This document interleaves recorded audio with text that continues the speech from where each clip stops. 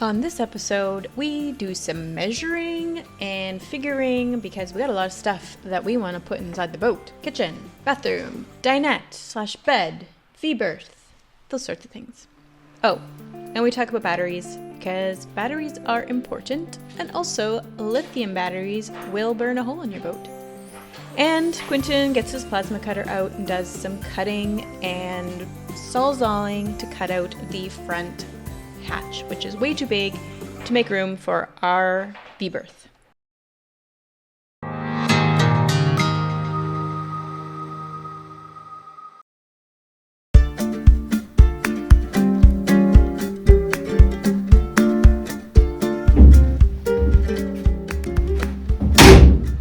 think it should be in this corner. I think you gotta sit on it to get a good idea of what it's gonna feel like in that little tiny corner. We found this little toilet on the way to get the boat on Marketplace, and so we picked it up on our way. You did not see that. Beautiful. The emaciator fits nicely in the back there. I thought it was going to be like a problem, but it looks pretty good.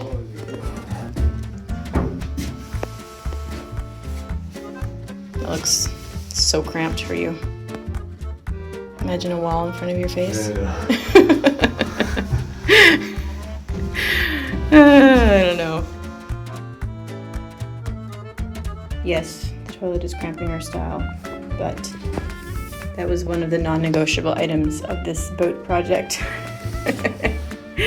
Was a toilet inside of a little room, not like just sitting there under the V-berth. That was essential. And also we want to make it into a wet room with a shower, which is also going to be pretty nice. Right, Quinton? It would be nice to have a little rinse. You will not regret it. So if this doesn't work with a captain's chair that we do not have yet, what if we move the toilet to this side? Bathroom over here. So 30 inches there. And then how much room do we have for a table/bed? Well, we could just go with a smaller captain's chair. Gotta fit the boat. It'd be a shrinky little captain's chair in this. It could if we got a little bit more counter space. It'll look dorky to have a little scrappy little captain's chair in this burly boat. All right.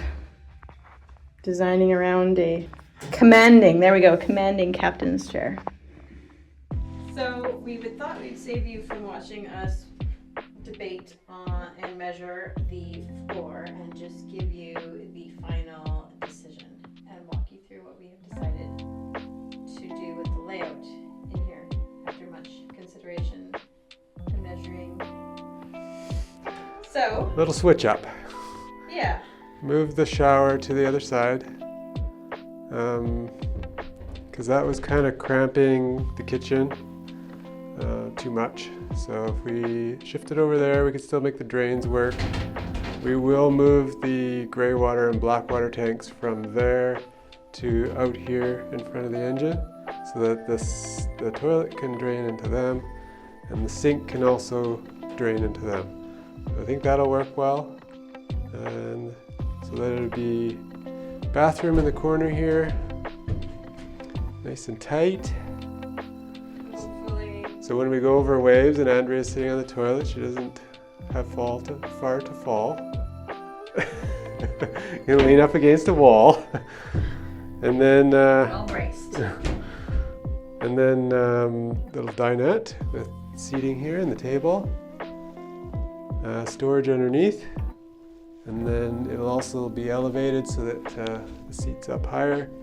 And there'll be a storage from the front, underneath the storage from the top. And then the seat that faces...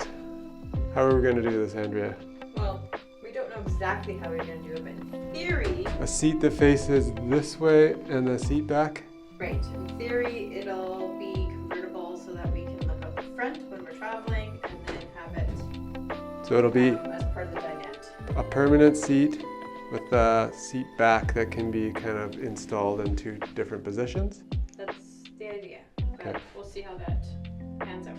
And we do want to create a dash that goes all the way across to give us more space to put stuff up there. More of the electronics might come a little bit further this way. Yeah. And then captain's chair. And then right behind it would be the sink. And then some counter space, which will be our inductive electric cooktop. And Which we haven't decided, I don't think, whether we'll have it built in or just something yeah. that we store away. Probably something that we just store away. So it'll sit on the counter, plug it in, and then you can put it away when have more counter space for other stuff. And then fridge underneath here, underneath the counter, and then a kind of pantry cupboard taking up part of the countertop space with a little bit of countertop space in front of it, and then it'll go all the way back for that sink area and the stove area. And I yeah. think we're going to switch the direction the door hinges too. Yeah, That was part of our decision making here. so originally it swung this way, and I think we'll just make it so that it covers over the bathroom when it's open. Which makes a lot more sense to me. So this roughly is our shape of our hall. Nice and wide as far as boat hallways Yeah, go. like here you can come in if you're wet. There's lots of room to get off some wet clothes or whatever. And then we probably will cut out this little ledge and keep this this area skinnier, and maybe add to this side about that amount, like 4 inches or so. Just shift this hole over a bit, which gives this dinette just a bit more space. I think it makes more sense to have the space here than over there. Yeah, and the dinette will fold down into a bed. So we want to make sure we have the length and a decent width for that. Yeah, and with the bathroom behind it, it still fits to get, I think it was 6 feet, right? That's good, more than 6 feet, but yeah. It's good, it's a children's hall. Yeah, like your feet should be able to go under that dash. But they're going on top of it. Well, under this dash. Oh, under that dash. This may need to Yeah, we might have to just change some of that, just to make lower it that down. together, so that's perfect. That would be at the seating height. Yeah, actually that might be fine there, because you're sitting up pretty high. Yeah, Yep. some things to figure out, but mainly that's what we've decided on, and we're happy with it. So you probably can't really envision it, but we're getting there. I was also thinking that in this storage underneath this side of the seat, we could put the diesel air heater right in here. And then there's this tube that runs down the side, which is odd. I don't know why it's only on one side, it's not on the other. Must have been part of the original shape of the cab. It's giving it strength maybe, I don't know. We can plumb the hot air down that tube and let it come out underneath the table here. And then it can also come out up here, up underneath the dash and up to the windows. We can plumb it along underneath this dash, come up to the windows there for defrost. And then the end of the pipe is right down in the V-berth. It comes right out there, so we can kind of push air into there and push that air out. Like it'll want to circulate out of there when that's on. So I think that should work good for that. Mm-hmm. Nice warm space, hopefully. Yep. And then our diesel water heater will be out there, and all of our water system will be out outside. The freshwater tank will be inside, but the diesel hydronic heater will be sitting outside. Just up. Don't worry, there's going to be a whole video on that diesel heater because it's been truly tested. It's been thought about a lot. Quinton's pet project. His mad experiment. So that's the plan. Yeah, I'm sure it'll change, but there's this one that's 13.6,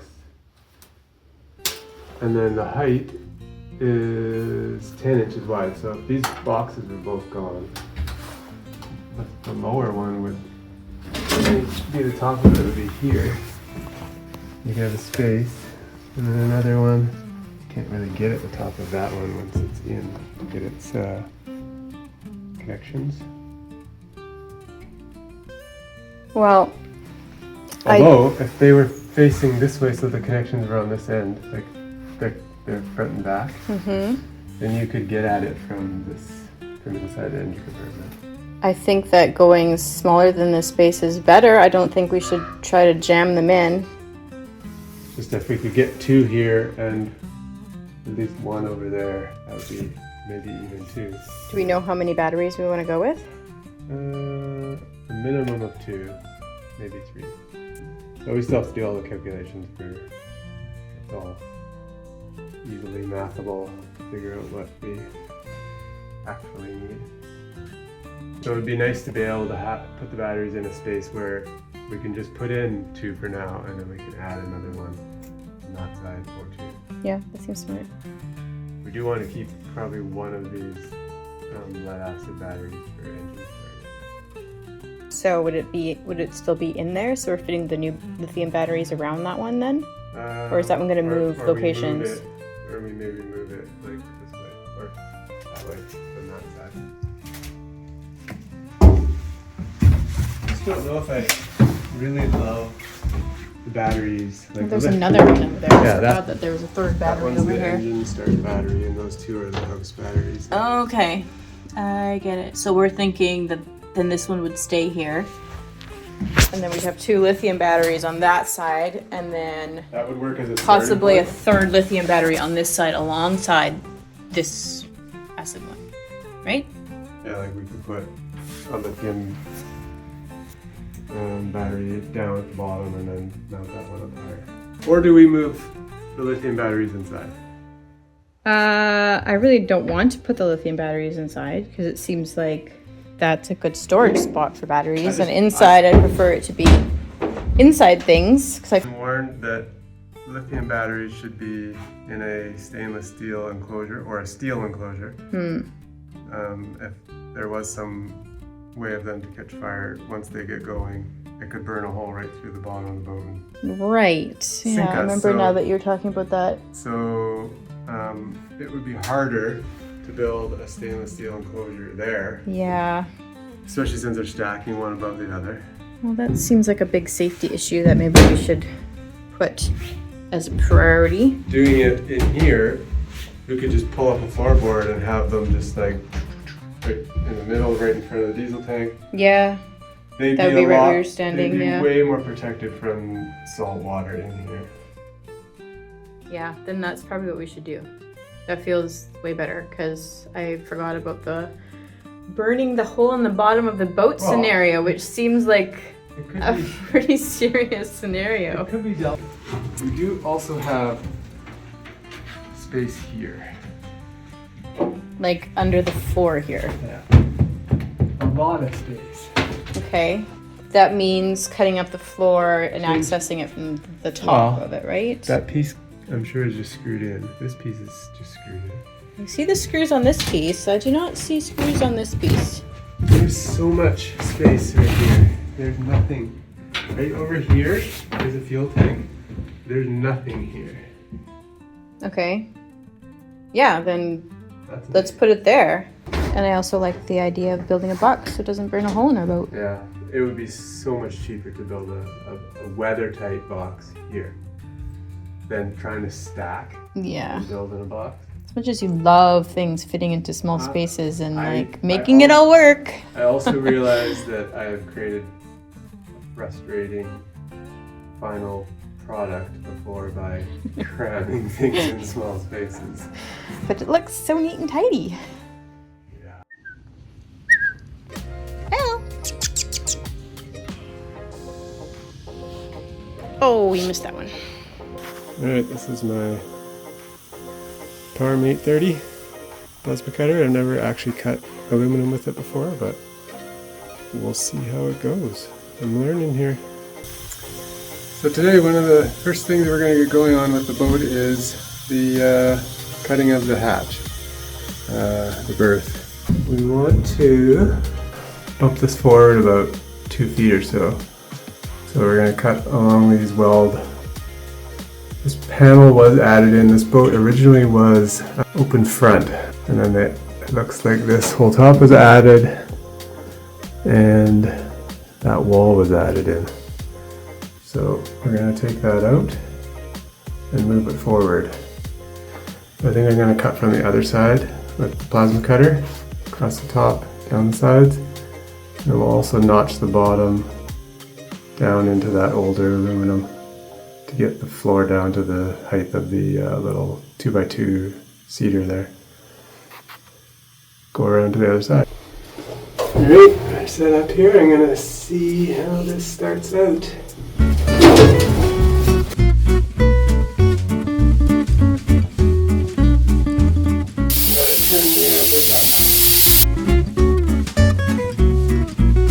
Maybe we'll need a little bit higher air pressure. Try that.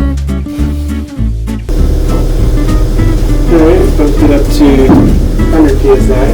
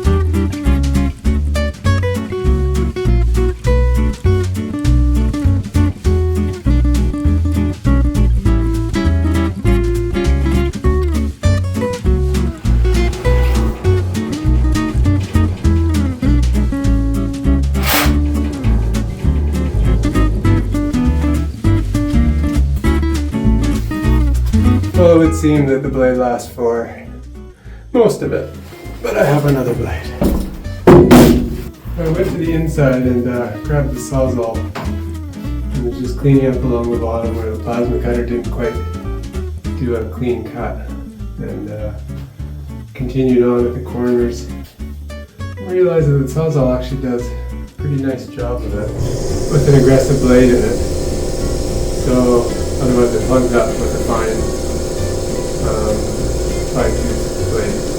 I don't have, I know you're supposed to get some wax for the blade to keep it clean, but I don't have that. So with a little bit more aggressive blade, it seems to cut, so I'm just going to cut up the side here, and then the other side.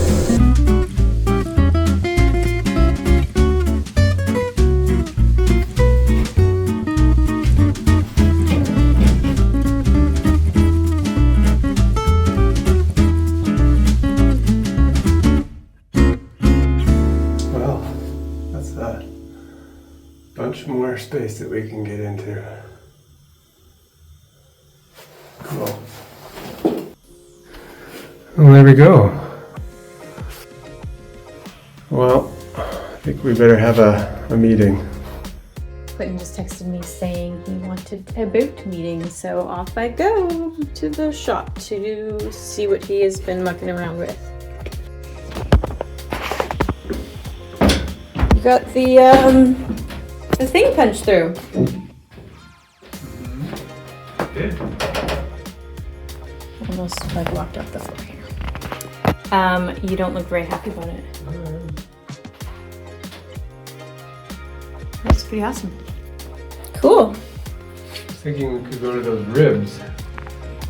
Use that as the wall. Does that give us enough room in the front for the anchor system? Well, I just think going to the ribs is probably more space in here than we need. And it would be nice to have some decent sized space out there as well. So maybe we should just... Maybe we should look into what our anchor system is going to be before we commit to building that back up. They're not that big. No? So it does feel really wide. It's like, how wide is it from where you are to the other You side? could lay this way. Yeah, I guess we could. We did, it's like 7 feet. It's so big. But then we have to crawl over each other. Yeah. Either I'm crawling over you in the middle of the night, or you're crawling over me. It would be nicer to go. It would. That's generally how they're done, I think. But look at how new and neat and tidy that all looks. Looks so good. Insane for 40 something years old. It's not 40 something, it's almost exactly 40, I guess. The next thing to do is to cut this ledge out. And it starts to swoop up, so we just kind of need to decide where we're going to go to. She's a fine boat. Mm-hmm. So, you see the next step is cutting down that thing. How far down are you going to take it? All the way down? Yeah. Sounds like a job. How's the plasma cutter working in here? Not that good. No. It worked okay across the top, but down here where you're trying to get through a weld, like it's thick here. Right. It just wasn't really, I ended up sawsalling across the bottom. That And sounds up the side. painful. And cut some in. Cool. So, what do you need from me?